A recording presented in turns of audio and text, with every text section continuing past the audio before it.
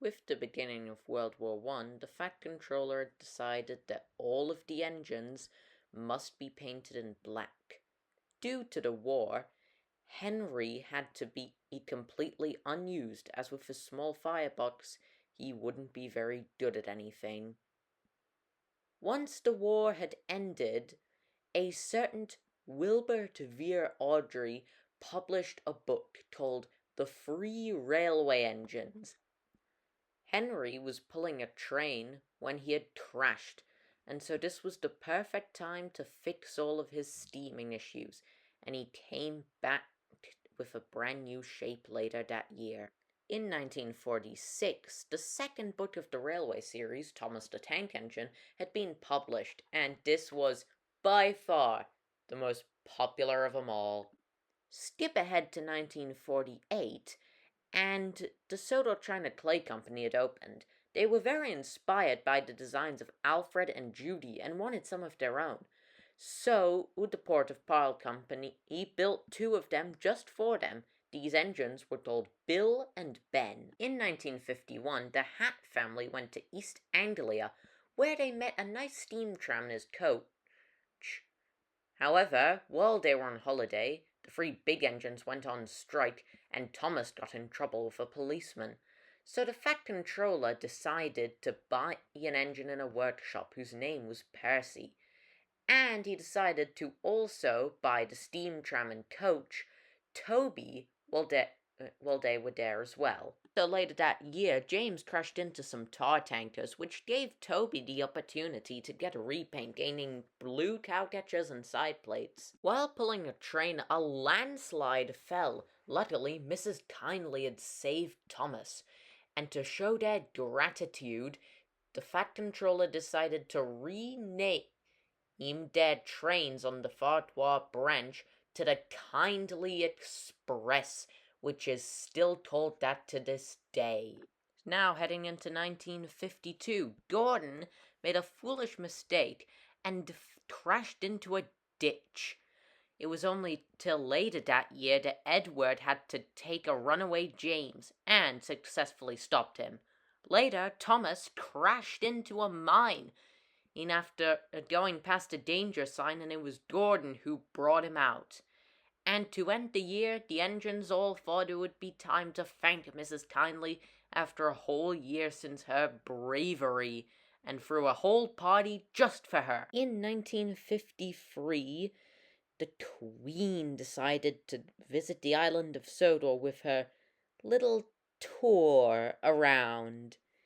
It was also till later that year that Sir Charles Topham Hatt became controller of the railway. 1955, Percy was sent to work on the Farquhar branch line with Thomas and Toby, and to replace him at station pilot, the Fat Controller ordered Duck, a 57 plus pannier tank engine from the Great Western Railway.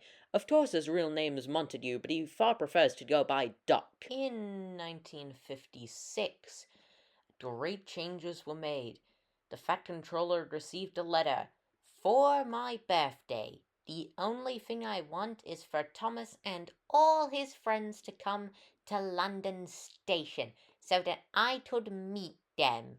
Signed, Tiddity. The Fat Controller, of course, had to do something about this, so he told all of his engines to get together so he could explain it. All of them chose to go, and so while they were away, engines from the mainland came to do their work. While Thomas was showing one of them around, this being Ginty, he crashed into a brick wall. They would have left him behind, but since the girls specifically requested Thomas and his friends, they had to bring him as well. Of course, they all made it safely there. In 1957, City of Truro decided to make a water stop to Sodor, and this was where Duck met him. And City of Truro still sees Duck as one of the most polite engines he's ever met.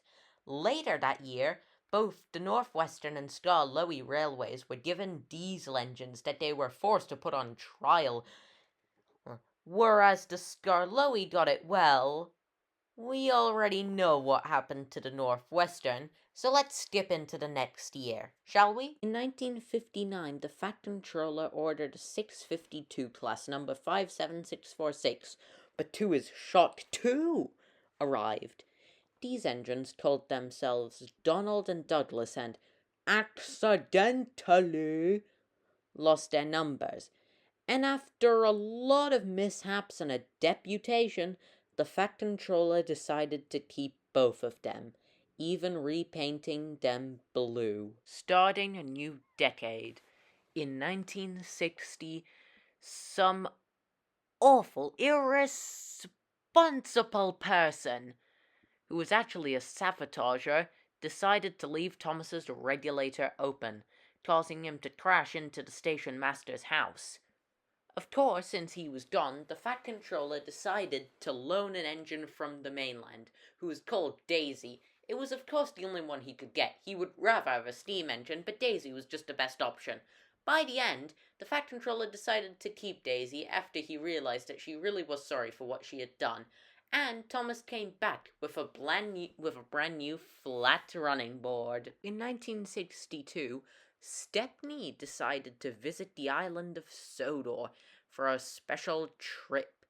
British Railways also loaned the Northwestern two diesel engines, these being D261 and once again, diesel. By the end, a lot of confusion and delay happened, with only one proving himself and the other two didn't. In 1965, Boco came to the Fat Controller's railway, where after a prank with Bill and Ben, he decided to stay on Sodor. One cold old night, Edward was tasked with pulling the train until crack! He burst open with steam lashing out. He was in pieces, he was falling apart, but he decided that he'd make it home on one axle or burst. And he made it home. In 1968, Gordon had finally found out that all of his brothers on the mainland had been scrapped. And so to cheer him up, the Fat Controller brought the Flying Scotsman to come and help Gordon with his trauma and to be photographed. Also during that same time, two diesels were again loaned to the railway, these being D199 and D7101. After an incident with the two and Henry coming in to save the day, Sir Topham Hatt did eventually decide to keep D7101, who they then called Bear. One dark night Douglas was going to the other railway when he spotted Oliver, an engine, who would go all the way to escape to Sodor.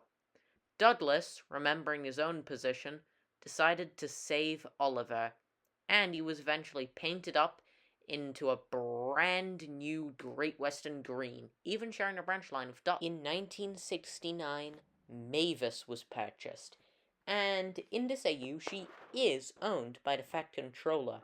It's probably also important to mention that the Sodor Ironworks opened and obtained their second and third engines. In 1972, Wilbert Awdry published his final book, Tramway Engines. In 1975, the Northwestern obtained Callum, and later Bloomer. The Sodor and Mainland engine was found in a shed and was put to use again. In 1976, the China clay pits collapsed, and Bill and Ben, for saving everyone, were told heroes. In 1983, Christopher Awdry published his first book, Really Useful Engines. 1984, Sir Stephen Topham Hatt became controller. Also, in October of that year, a very certain Thomas and Gordon premiered on TV, cementing Thomas the Tank Engine and Friends as a legacy. Later, also in October, Brendam Docks gained a train called Cranky, who on his first day fell twice. Later, Kurt Ronan Station was built, and Gordon crashed through it. To end that year off, Oliver crashed into an old abandoned house, which turned out to be somewhere along Toby's old line, which was of course renamed to Oliver Mansion. In 1990, the Fat Controller acquired Salty to work at the quarry. However, he was later moved to the docks, of course. The Sodor Rescue Company acquired Harvey, and the year ended with "Hi Gordon, bye Gordon." In 1991, Emily was purchased, and after she saved Oliver from being crushed by Callum, she was given 2 brand new coaches.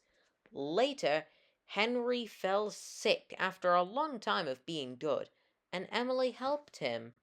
Later, the Fat Controller acquired Arthur, who on his first day lost his spotless record, but he did gain the fishing village. Then Murdoch was purchased, and a fun fact, Murdoch is the only engine on Sodor whose IQ is known. After that, Spencer, who was newly purchased by the Duke and Duchess of Boxford, got stuck up the hill. Thomas decided to have one final race with Bertie, where Bertie won, but all the children agreed that Thomas deserved the medal.